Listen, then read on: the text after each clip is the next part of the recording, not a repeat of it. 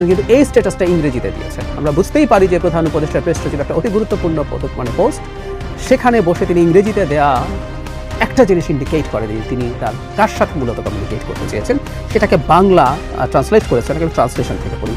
তিনি শুরু করেছেন যে তিনি যদি সাংবাদিক হতেন, এই যে এনসিপি সারা দেশে ঘুরছে, তিনি টেকনাফ থেকে তেতুলিয়া তাদের সাথে ভ্রমণে যোগ দিতেন। এটা একটা সাংবাদিক হিসেবে তিনি চাইতেই পারেন। কিন্তু এরপর একটা বাক্য এরকম, এটি কেবল একটি রাজনৈতিক কর্মসূচি নয়, এটি বাংলাদেশের ভবিষ্যৎ পুনর্গঠনে একটি নতুন রাজনীতির সূচনা। কিভাবে উনি বলতে পারেন যে এটা একটা নতুন রাজনীতির সূচনা হচ্ছে? দ্বিমত করার মানুষ আছে, এবং উনি এমন একটা জায়গায় আছেন সেখানে বসে সেই দায়িত্বে থেকে তিনি এই কথা বলতে পারেন কিনা, এই প্রশ্ন আমরা করব।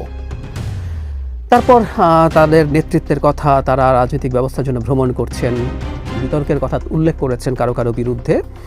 তারপর তিনি বলছেন, কিন্তু এই ভ্রমণ তাদের নতুন করে উজ্জীবিত করেছে, এখন তাদের লক্ষ্য, উচ্চাকাঙ্ক্ষা এবং প্রত্যাশা আকাশ ছোঁয়া। শফিকুল আলম বলছেন। তারপরে বলছেন যে শহর ও গ্রামগুলোর মধ্য দিয়ে এনসিপির বহর যতই এগোচ্ছে ততই স্পষ্ট হচ্ছে যে এই অভিযানের নেতৃত্বে আছেন তরুণরা, ছেলে মেয়ে উভয়ই হাজারে হাজারে তারা রয়েছে। তারপর বলছে যে তারা কি বিএনপির এবং জামায়াত ইসলামের মতো দলগুলোকে চ্যালেঞ্জ জানানোর মতো পর্যাপ্ত সমর্থন পাবেন কিনা, প্রবীণরা কি ভাবছেন, এসব প্রশ্ন অবশ্য তিনি তুলেছেন।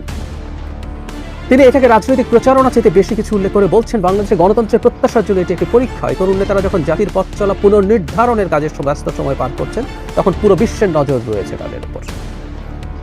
বলছে দেশের জনগণের যদি তারা বর্তমানে মনোযোগ আকর্ষণ করতে পারে, তাহলে গ্লোবাল মিডিয়াও তাদের প্রতি আকৃষ্ট হবে। এরপর তিনি আহ্বান জানাচ্ছেন, যেটা খুবই সিগনিফিক্যান্ট, আমি পড়ি। মাঠ পর্যায়ে থাকা স্থানীয় সাংবাদিকদের জন্য এনসিপির এই যাত্রা সবার সামনে তুলে ধরার সুবর্ণ সুযোগ। এই যাত্রা এনসিপির আশা, মুখোমুখি হওয়ার চ্যালেঞ্জ এবং তাদের রূপান্তরের গল্প লিপিবদ্ধ করা কেবল সাধারণ রিপোর্টিংয়ে না, এটি ইতিহাসের অমূল্য ধারা বিবরণী। ফেসবুক বা এক্সের মতো প্ল্যাটফর্মগুলোতে তিনি নিয়মিত লেখালেখি বা নিজস্ব মতামত প্রদান তাদের এই যাত্রাকে অমূল্য অন্তর্দৃষ্টি দিয়ে আরও বেগবান করবে। মানে তিনি লোকাল সাংবাদিকদের আহ্বান জানাচ্ছেন সোশ্যাল মিডিয়াতে যারা এই কাজগুলো করেন। তারপর তিনি সাংবাদিকদের উদ্দেশ্যে লেখেন, আপনাদের লেখনী বাংলাদেশের নতুন রাজনৈতিক শুরুর ক্ষেত্রে গুরুত্বপূর্ণ দলিল হতে পারে। যুক্ত হন, রিপোর্টে তুলে ধরুন এবং রূপান্তরের অংশ হন। একেবারে মনে হবে একজন দলীয় প্রচার সম্পাদক বা দলীয় মিডিয়া উইং দেখেন, এনসিপির মিডিয়া উইং দেখেন, এরকম একজন ব্যক্তি এই ধরনের স্ট্যাটাস দেখেছেন, অথচ ইনি প্রধান উপদেষ্টার প্রেস সচিব। এনসিপি দলটার এই মুহূর্তে যিনি আহ্বায়ক আছেন জনাব নাহিদ ইসলাম, তিনি তো সরকারে ছিলেন, তিনি সরকার থেকে রিজাইন করে, উপদেষ্টার পদ থেকে রিজাইন করে এনসিপিতে জয়েন করেছেন।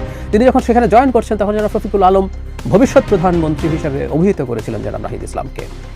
আমি বহুবার বলেছি, নাহিদ ইসলামের প্রতি আমার ব্যক্তিগত বায়াস আছে, আমি জানি না, আমরা সবাই মানুষ, আমাদের বায়াস থাকে। নাহিদ ইসলাম কোনোদিন বাংলাদেশের প্রাইম মিনিস্টার হলে আইল বি হ্যাপি, সত্যি।